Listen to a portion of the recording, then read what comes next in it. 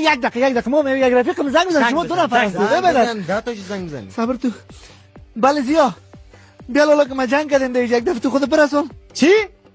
تو رو چی بجنگ؟ برو بیادر بان قط کو. من خودم 100 کار دارم. قط کو. یک دقیقه یک رفیق دیگه من زنگ بزنم از اون خطرناک است صبر بله واجد ما جنگ کردیم یک دفعه بیا چی؟ جنگ کردی؟ تو هم نفر که میزنه تو پتم ولی بتش کده خودش گپ میزنه من کده خودش گپ دیدم چی میگی بله دینیر دولت سر واردین از من قضا رسید دو پا دید دادم یه تو پس گردن یادش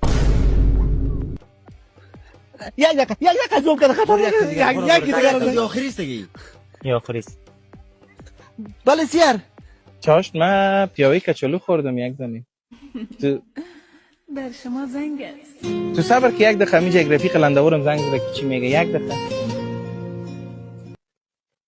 بله ما جنگ کردیم خود برسون جنگ کردی با من چه غرض که جنگ کردی 100 دفعه نمیفهمی که من دیتایم کدل لندیم گپ میزنم زنگ میزنی جنگ کردیم برو جنگ کردی بیا بچه بیا تو جان دیوانه داری یک انرژی برش بر یک کماندوی بیا بریم امشب میمونی ما یک دل کرینم پایین بیام ما میخوام بیا